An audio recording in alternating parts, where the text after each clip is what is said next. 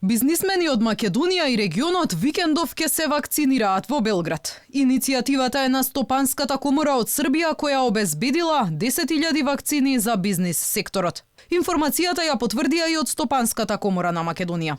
Во моментов се подготвува список на работници чии работни места се врзани за патување, движење и контакт со луѓе, да на овој начин станат оперативно способни и да можат да го задржат нивото на економска активност, информираат од комората.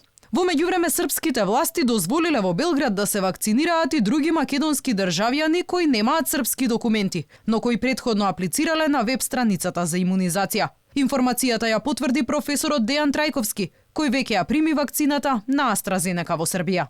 Имам добри вести за македонците без српско државјанство и престојувалиште во Србија, кои што се пријавиле за вакцинација во Србија. После 2 месеци од пријавата на 27.1. добиена е покана за вакцинација на Белградски саем на 27.3. со вакцината Оксфорд AstraZeneca.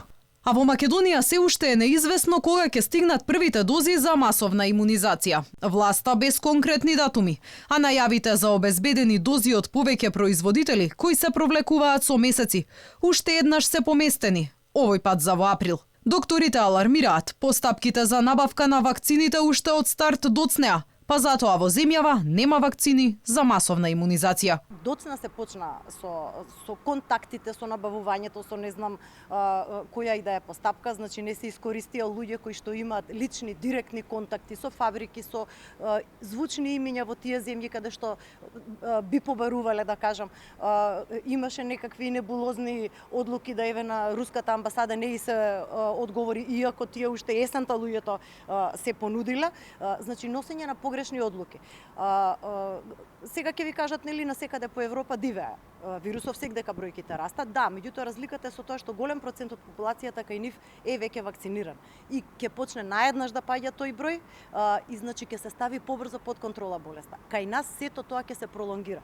Бројни експерти од лекарската фела алармираат дека пикот на новиот коронабран не очекува кон средината на април. А поради недостиг на вакцини, лошите политики од менаџирањето со пандемијата, граѓаните ќе ги чувствуваат и во текот на летото, велат докторите.